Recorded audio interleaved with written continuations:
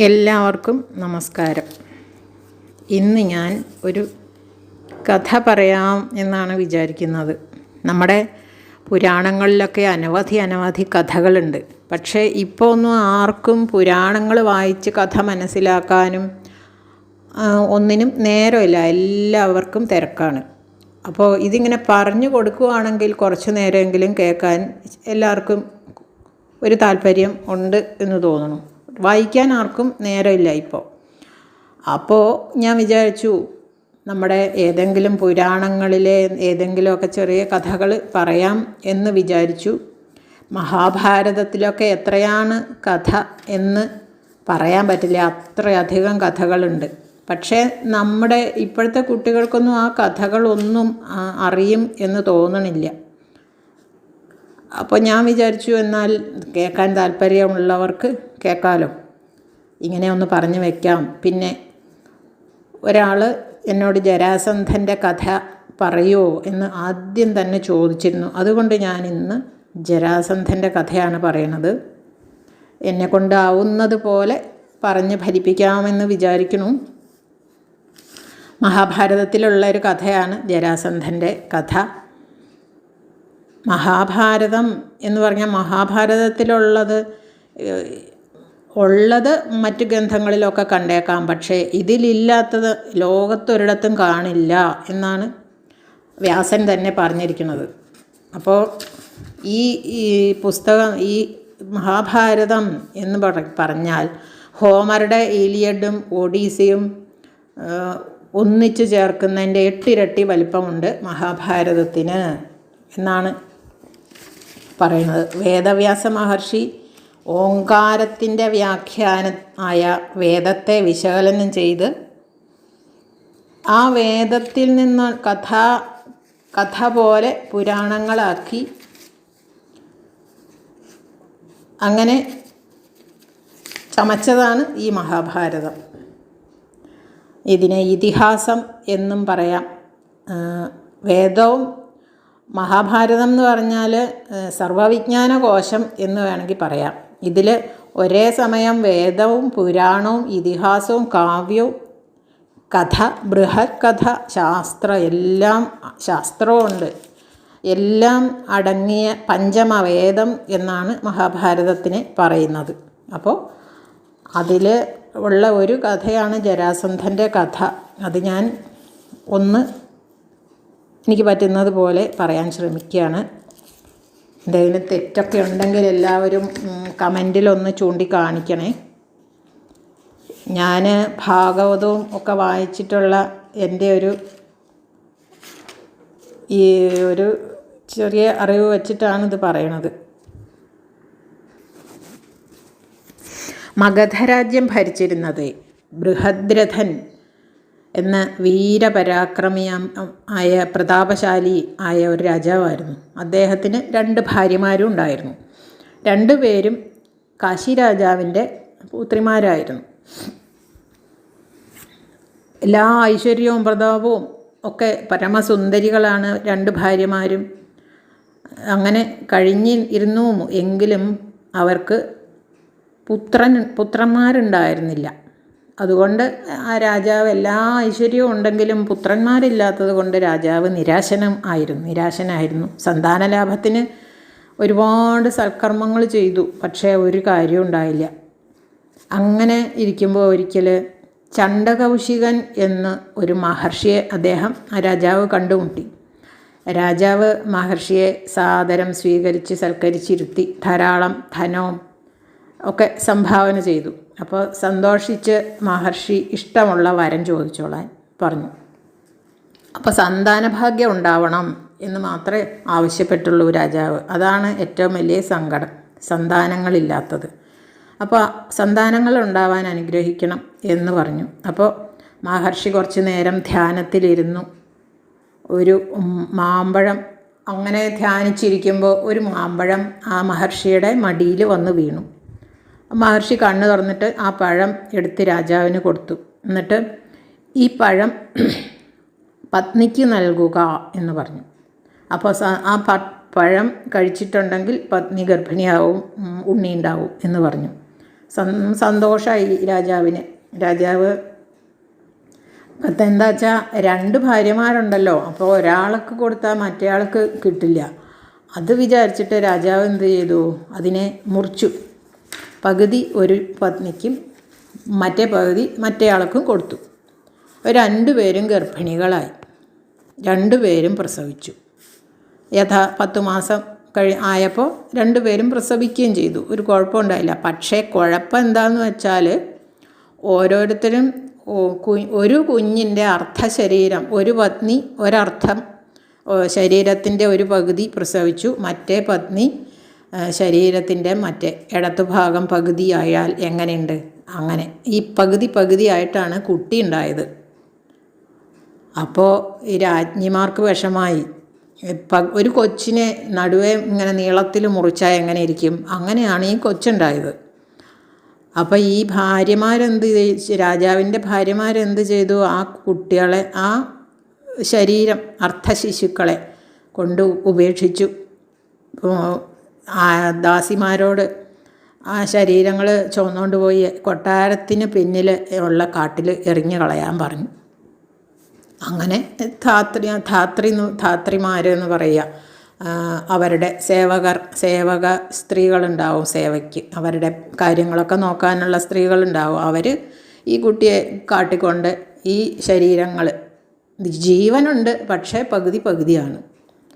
അപ്പോൾ കൊണ്ട കാട്ടിൽ എറിഞ്ഞു കളഞ്ഞു പോന്നു രാത്രിയിൽ.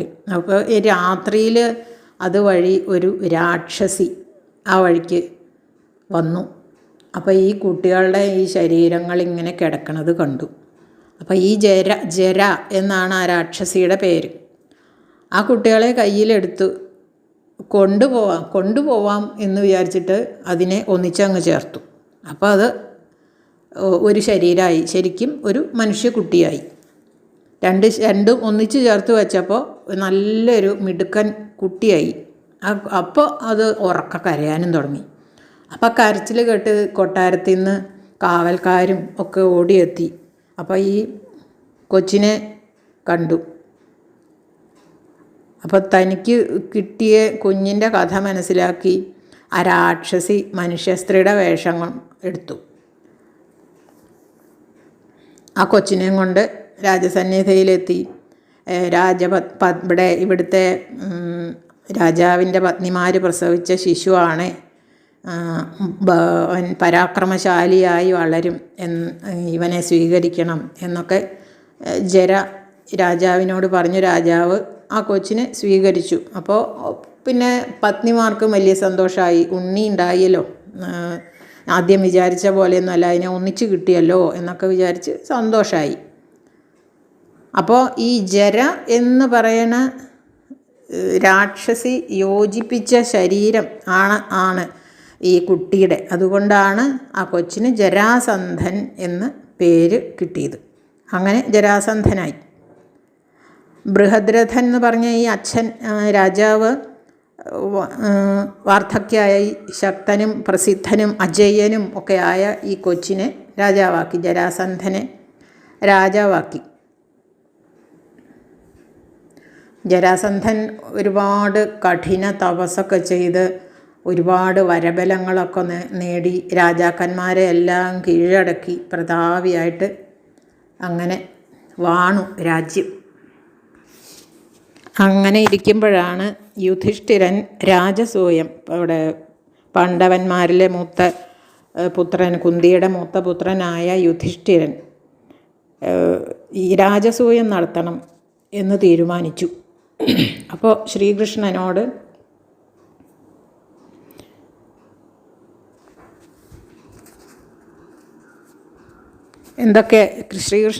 എന്തൊക്കെയാണ് അതിന് വേണ്ടത് എന്നൊക്കെ ആലോചിച്ചു. അപ്പോൾ ഈ രാജാക്കന്മാരെയെല്ലാം ജയിക്കണം, ധനം ധാരാളം സമ്പാദിക്കണം എന്നൊക്കെ കൃഷ്ണൻ അതിന് വേണ്ട കാര്യങ്ങളൊക്കെ പറഞ്ഞു കൊടുത്തു.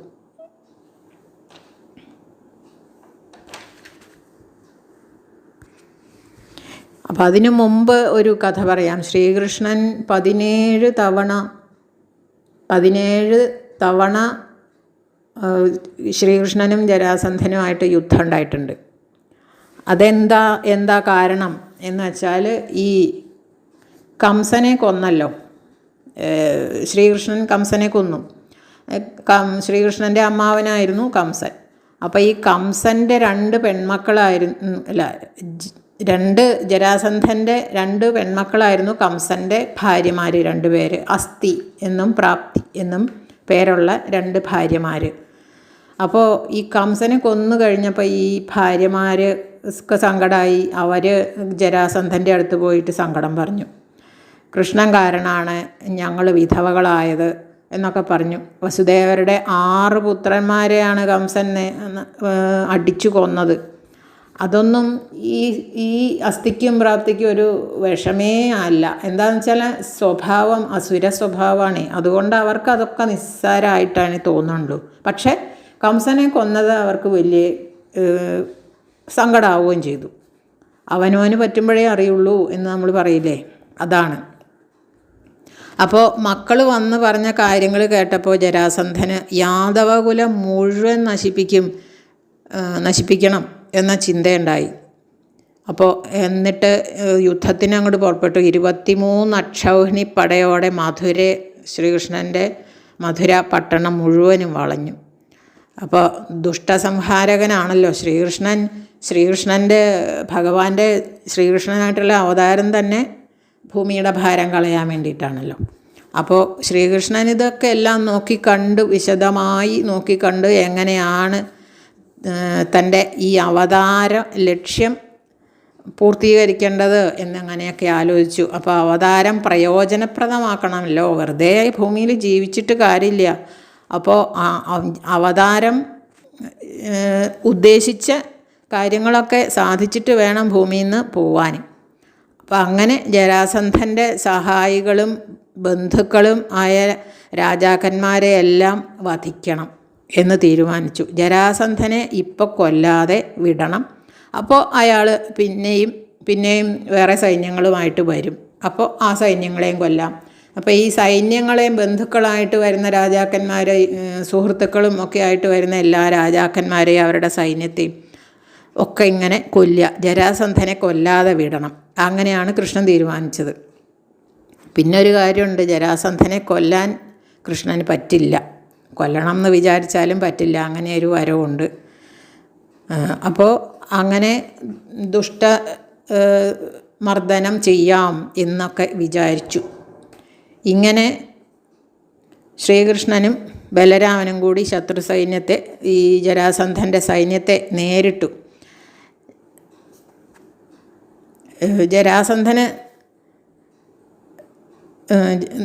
ജരാസന്ധൻ്റെ സൈന്യത്തിന് മുഴുവനും അവർ മുഴുവൻ തോറ്റ്, കുറേ പേര് മരിച്ചു, കുറേ പേര് തോറ്റോടി. അങ്ങനെ ജരാസന്ധൻ തോറ്റു. ശ്രീകൃഷ്ണനോടും ബലരാമനോടും ജരാസന്ധൻ തോറ്റു. അങ്ങനെ അപ്പോൾ ജരാസന്ധന് ഒരു നാണക്കേടായി, ലജ്ജയായി. അപ്പോൾ പിന്നെയും ശിശുപാലനും തുടങ്ങിയ സുഹൃത്തുക്കളുണ്ട് ജരാസന്ധന്. അങ്ങനെയുള്ള ശിശുപാലൻ, ദന്താവക്ത്രൻ തുടങ്ങിയ കുറേ സുഹൃത്തുക്കളുണ്ട്. അവർ പിന്നെ ഇയാളെ ഇങ്ങനെ ഇളക്കി വിടും. അയ്യേ, അതൊന്നും സാരമില്ല, താങ്കളെപ്പോലെ പ്രതാപവും ഈ കഴിവും ഒക്കെ ഉള്ള വേറെ രാജാക്കന്മാരൊന്നുമില്ല, പോയി യുദ്ധം ചെയ്ത് അടുത്ത തവണ എന്തായാലും ജയിക്കും എന്നൊക്കെ പറഞ്ഞ് ഇളക്കി വിടും. പിന്നെയും ഈ ജരാസന്ധൻ ഇതുപോലെ പടയായിട്ട് കൃഷ്ണനോട് യുദ്ധം ചെയ്യാൻ ചെല്ലും. അപ്പോഴും കൃഷ്ണൻ ജരാസന്ധനെ കൊല്ലില്ല, സൈന്യത്തെ മുഴുവനും കൊന്നൊടുക്കി. അപ്പോഴും ഈ ജരാസന്ധൻ തോറ്റു പോവും. അങ്ങനെ 17 തവണ യുദ്ധമുണ്ടായി. 17 തവണയും ജരാസന്ധൻ തോറ്റു തുപ്പിയിട്ട് മടങ്ങി. 18ാമത്തെ തവണ ജരാസന്ധൻ യുദ്ധത്തിന് വരുന്നതിന് തൊട്ട് മുമ്പ് കാലയവനൻ എന്നൊരു വീരൻ ആ കാലയവനനുമായിട്ട് യുദ്ധം ചെയ്യേണ്ടി വന്നു ശ്രീകൃഷ്ണന്. അപ്പോൾ ആ സമയത്ത് തന്നെ ജരാസന്ധന് വരാനുള്ള ചാൻസ് ഉണ്ട് എന്ന് കൃഷ്ണൻ അറിയായിരുന്നു. അപ്പോൾ അങ്ങനെ ഒരു ടെൻഷൻ ഉണ്ടായി. എന്ന് വെച്ചാൽ ഇപ്പോൾ ഈ സമയത്ത് ഈ കാലയവനോട് യുദ്ധം ചെയ്യണ സമയത്ത് ജരാസന്ധനും കൂടി അപ്പുറത്തുനിന്ന് യുദ്ധം ചെയ്യാൻ വന്നാൽ തൻ്റെ മധുരയിലുള്ള പ്രജകൾക്ക് പ്രശ്നമാവും. ഇപ്പം കൃഷ്ണൻ അവിടെ മധുരയിലില്ലാത്ത സമയത്ത് ജരാസന്ധൻ അപ്പുറത്ത് വന്ന് ഈ പ്രജകളെയൊക്കെ കൊണ്ടുപോയി ജയിലിലടയ്ക്കുകയോ തുറുങ്കിലടയ്ക്കുകയോ ഒക്കെ ചെയ്താലോ എന്നൊക്കെ ഒരു വിഷമം ഉണ്ടായി. അങ്ങനെ ആലോചിച്ചപ്പോഴാണ് ഭഗവാന്റെ സ്വന്തം സങ്കല്പശക്തി കൊണ്ട് സമുദ്രമധ്യത്തിൽ 12 യോജന വിസ്താരമുള്ള ഒരു ദ്വീപുണ്ടാക്കി. അതിൽ അതിഗംഭീരമായിട്ടൊരു പട്ടണം നിർമ്മിച്ചു. ദേവശില്പിയായ വിശ്വകർമാവാണ് അത് നിർമ്മിച്ചു കൊടുത്തത്. അതിന് ദ്വാരക എന്ന് പേരിട്ടു. കൃഷ്ണൻ തൻ്റെ യോഗവൈഭവത്താൽ യാദവകുലത്തെ മുഴുവൻ ദ്വാരകയിലെത്തിച്ചു. രാത്രിയോട് രാത്രി ദ്വാരകയിലെത്തിച്ചു എല്ലാവരെയും. ബലരാമനോട് എന്നിട്ട് ദ്വാരകയ്ക്ക് കാവൽ നിൽക്കാൻ പറഞ്ഞിട്ട് അവിടെ നിന്ന് പോന്നു. കാലയവനോട് യുദ്ധം ചെയ്ത്. കാലയവനൻ്റെ കഥ വേറെ നമുക്ക് പിന്നെ പറയാം. അത് വേറൊരു കഥയാണ്. അതിൻ്റെ വഴി അങ്ങനെ തിരിഞ്ഞു പോകും. അപ്പോൾ രാജസൂയം അത് നമുക്ക് ആ കാലയവനെ പറ്റിയുള്ള ഒരു മുചുകുന്ദൻ്റെ കഥയുണ്ട് ഇതിനോടൊക്കെ ബന്ധപ്പെട്ടിട്ട്. അത് നമുക്ക് പിന്നെ പറയാം. ഇപ്പോൾ നമുക്ക് ജരാസന്ധൻ്റെ കഥ നോക്കാം. രാജസൂയം നടത്താൻ യുധിഷ്ഠിരൻ ആലോചിക്കുന്ന സമയത്ത് എന്തൊക്കെയാണ് വേണ്ടത് എന്ന് കൃഷ്ണൻ പറഞ്ഞു കൊടുത്തു. ഇപ്പോൾ ഭരണാധികാരികളായിരിക്കുന്ന രാജാക്കന്മാരെ എല്ലാം ജയിക്കണം. ഭൂമി സ്വന്തം അധീനത്തിലാവണം. അത്യാവശ്യമുള്ള ധനം ശേഖരിക്കണം. അപ്പോൾ എങ്ങനെയാണ് രാജാക്കന്മാരെ എല്ലാ രാജാക്കന്മാരെയും ജയിക്കാൻ പറ്റില്ലല്ലോ. നല്ല ശക്തിയുള്ള രാജാക്കന്മാർ കേങ്കേമന്മാരുണ്ട്. ഇതേപോലെ ഈ ജരാസന്ധനെ ഒക്കെ ജയിക്കണം. അപ്പോൾ അതിന് ഒരു ശങ്കയുണ്ടായി ഈ യുധിഷ്ഠിരന്. അപ്പോൾ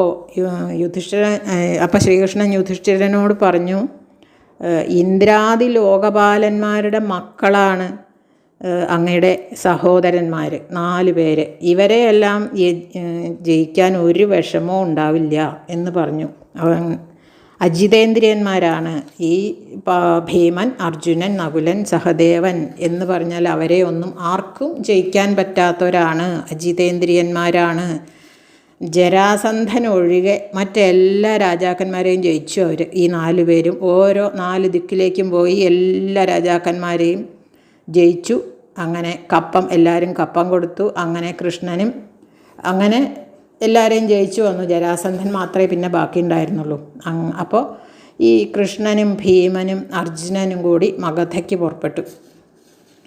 ബ്രാഹ്മണരുടെ വേഷത്തിലാണ് പോയത്. ജരാസന്ധന് ബ്രാഹ്മണ ഭക്തി വല്ലാണ്ടുണ്ട്, നല്ലോണം ഉണ്ട്. അപ്പോൾ അതിഥികളായിട്ട് ബ്രാഹ്മണർക്ക് എല്ലാ ഇഷ്ടവും സമയാസമയത്ത് ചെയ്യുന്നതിന് വലിയ താല്പര്യമാണ് ജരാസന്ധന്. അപ്പോൾ ഇവരെയും ഈ ബ്രാഹ്മണ വേഷത്തിൽ ചെന്നപ്പോൾ ഉപചാരപൂർവ്വം സ്വീകരിച്ചു. എന്താ വേണ്ടത്, എന്താ നിങ്ങൾക്ക് എന്നെ കൊണ്ടൊരു കാര്യം സാധിക്കാനുള്ളത് എന്നൊക്കെ ചോദിച്ചു. അപ്പോൾ കൃഷ്ണൻ പറഞ്ഞു, മറ്റ് രണ്ട് പേരും സംസാരിക്കില്ല, ഇപ്പം മൗനവ്രതത്തിലാണ് എന്ന് പറഞ്ഞു. അപ്പോൾ ഞങ്ങൾ ചോദിക്കുന്നത് എന്ത് കാര്യമായാലും അത് നൽകാൻ താങ്കൾക്ക് മനസ്സുണ്ടാവണം, അത് തന്നേ തീരൂ എന്ന് പറഞ്ഞു. അപ്പോൾ എന്താണ് വേണ്ടതെന്ന് കൃത്യമായിട്ട് പറയാതെ ഞാനെങ്ങനെയാണ് തരിക, ഇനി തരാൻ പാടില്ലാത്തത് എന്തെങ്കിലും ആണോ നിങ്ങൾ ചോദിക്കുന്നതെങ്കിൽ എനിക്ക് പ്രതിജ്ഞ ലംഘനം ഉണ്ടാവില്ലേ എന്നൊക്കെ ചോദിച്ചു. അപ്പോൾ ഈ കൃഷ്ണൻ്റെ ശബ്ദം ഇങ്ങനെ കേൾക്കുമ്പോൾ ഇയാളെ എവിടെയോ കണ്ടിട്ടുണ്ടല്ലോ എന്നിങ്ങനെ ജരാസന്ധന് ഇങ്ങനെ സംശയം വരികയാണ്. പിന്നെ എന്താണെന്ന് വെച്ചാൽ മറ്റേ 3 പേരുടെയും കയ്യിൽ ഈ ഞാണിൻ്റെ തഴമ്പുണ്ട്. അപ്പോഴൊക്കെ ജരാസന്ധന് മനസ്സിലായി ഇത് ബ്രാഹ്മണരല്ല, ക്ഷത്രിയന്മാർ തന്നെയാണ് എന്ന് മനസ്സിലായി. കയ്യിലെ ചിഹ്നവും ഈ ശബ്ദം എവിടെയോ കേട്ട ശബ്ദവും ഒക്കെ കണ്ടപ്പോൾ ബ്രാഹ്മണരല്ല എന്ന് തീരുമാനിച്ചു. എന്നാൽ ബ്രാഹ്മണരുടെ വേഷത്തിലാണ് വന്നിരിക്കുന്നതും, ആരാന്ന് ഉറപ്പുമില്ല. ഇനിയിപ്പോൾ ബ്രാഹ്മണർ തന്നെയാണോ എന്നൊക്കെ വിചാരിച്ചിട്ട് എന്ത് ചോദിച്ചാലും കൊടുക്കുക എന്നങ്ങോട്ട് തീരുമാനിച്ചു. ഇനി എൻ്റെ പ്രാണൻ ചോദിക്കുവാണെങ്കിലും ഞാൻ കൊടുക്കും എന്നൊക്കെ വിചാരിച്ചു. വാമനൻ വാമനാവതാരത്തിൽ ബലി എന്ത് വേണമെങ്കിലും ചോദിച്ചോളൂ എന്നാണ് ബലി വാമനനോട് പറഞ്ഞത് അല്ലേ. 3 അടി മണ്ണേ ചോദിച്ചുള്ളൂ, പക്ഷേ അത് കൊടുക്കാൻ പറ്റിയില്ല, അഹങ്കാരം. അപ്പോൾ ഇനിയിപ്പോൾ പ്രാണൻ ചോദിക്കുവാണെങ്കിലും അത് കൊടുക്കാം എന്ന് ജരാസന്ധൻ അങ്ങോട്ട് തീരുമാനിച്ചു. എന്നിട്ട് ചോദിച്ചോളാൻ പറഞ്ഞു. അപ്പോൾ അവർ പറഞ്ഞു, ഞങ്ങൾ വെറും ബ്രാഹ്മണരല്ല, അന്നഭോജികളല്ല, അന്നാഗ്രഹികളല്ല, വെറും ബ്രാഹ്മണരല്ല, യുദ്ധാഗ്രഹികളാണ് എന്നാണ് പറഞ്ഞത്.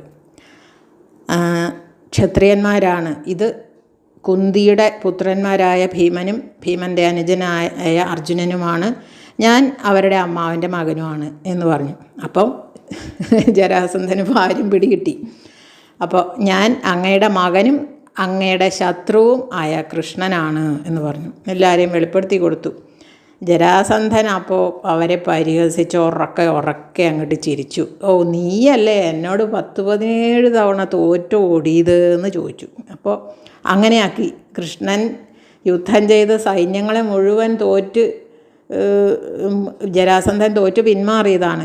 അപ്പോൾ ഇയാൾ പറയണത് നേരെ തിരിച്ചാണ്. 17 തവണയും കൃഷ്ണൻ എന്നോട് തോറ്റു, എന്നിട്ട് ഒളിച്ചോടി സമുദ്രത്തിൽ കൊട്ടാരം കെട്ടി അവിടെ ഒളിച്ച് താമസിക്കുകയാണ് എന്നാണ് ജരാസന്ധൻ പറയണത്. മധുരയൊക്കെ ഉപേക്ഷിച്ച് പോയി, എന്നെ പേടിച്ച് സമുദ്രത്തിലല്ലേ ഇപ്പോൾ വാസം എന്നൊക്കെ ചോദിച്ചു.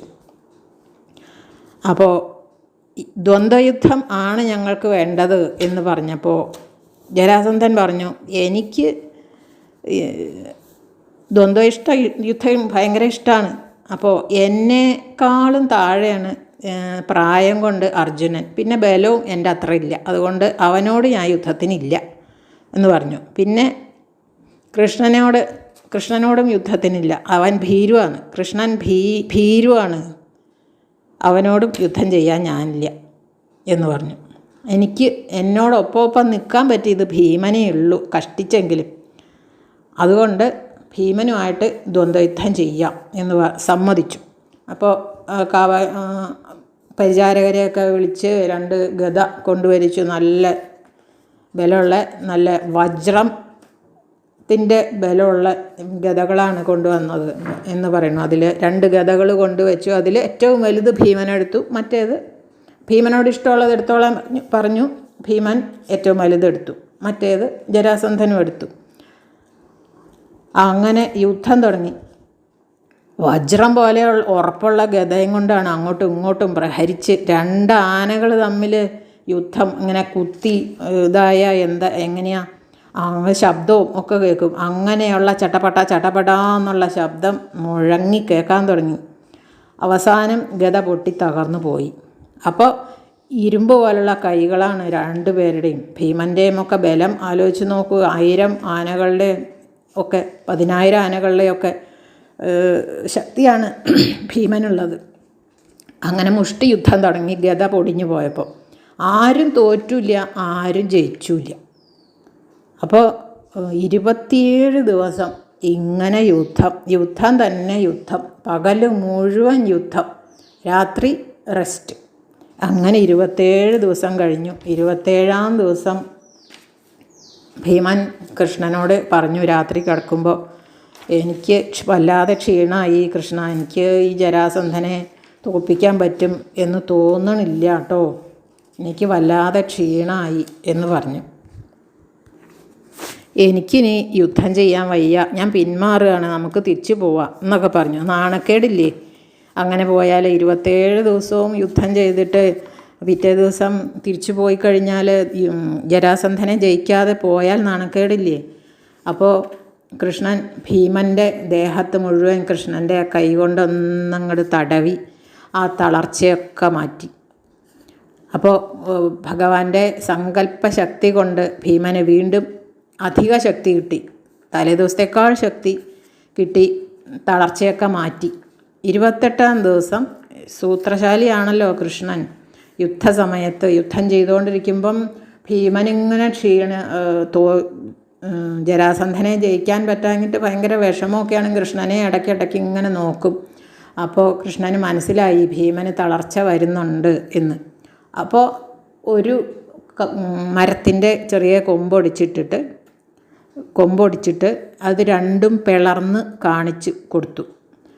സംജ്ഞ കാണിച്ചു കൊടുത്തു എന്ന് വെച്ചാൽ അടയാളം ഇങ്ങനെ ചെയ്യാൻ പറഞ്ഞു, കാണിച്ചു കൊടുത്തു. അപ്പോൾ ഭീമന് മനസ്സിലായി എങ്ങനെയാണ് ചെയ്യേണ്ടതെന്ന്. അങ്ങനെ അപ്പോൾ ഭീമൻ ഒരു പാദത്തിൽ പിടിച്ചിട്ട് വീഴ്ത്തിയിട്ടു ജരാസന്ധനെ. എന്നിട്ട് ഒരു കാല് ചവിട്ടി പിടിച്ചിട്ട് മറ്റേ കാല് ബലത്തിൽ അങ്ങോട്ട് പിടിച്ച് ആന പട്ട ചീന്തണ പോലെ അങ്ങോട്ട് ചീന്തി എറിഞ്ഞു. രണ്ട് ഭാഗത്തേക്ക് എറിഞ്ഞു.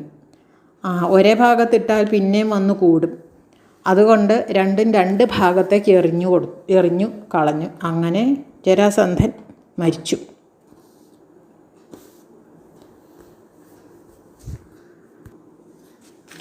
ജരാസന്ധൻ മരിച്ചു. എന്നാലും ഈ ജരാസന്ധൻ്റെ പുത്രനുണ്ട് സഹദേവനെ മഗധയുടെ രാജാവാക്കി വാഴിച്ചു കൃഷ്ണൻ. പിന്നെ ഈ ജരാസന്ധൻ ഒരുപാട് രാജാക്കന്മാരെ തടവിൽ കാരാഗൃഹത്തിൽ പാർപ്പിച്ചിരുന്നു. ഒരുപാട് രാജാക്കന്മാരുണ്ടായിരുന്നു. അപ്പോൾ അവരെയൊക്കെ മോചിപ്പിച്ച് അവരെയൊക്കെ സ്വതന്ത്രരാക്കി. അപ്പോൾ അവർക്ക് ഒരുപാട് സന്തോഷമായി. ഒരുപാട് നാളായി അവരിങ്ങനെ കാരാഗൃഹത്തിൽ കഴിയണു. അപ്പോൾ അവർക്ക് ഒരുപാട് നന്ദി ഒക്കെ പറഞ്ഞു, സന്തോഷം പറഞ്ഞു. അപ്പോൾ കൃഷ്ണൻ അവരെയൊക്കെ രാജസൂയത്തിന് ക്ഷണിച്ചു. എല്ലാവരും ഇന്ദ്രപ്രസ്ഥത്തിലെത്തണം. ഇപ്പോൾ അവനവൻ്റെ സ്ഥലങ്ങളിൽ പോയി എല്ലാവരും ഇന്ദ്രപ്രസ്ഥത്തിലേക്ക് എത്തണം എന്ന് പറഞ്ഞു. അപ്പോൾ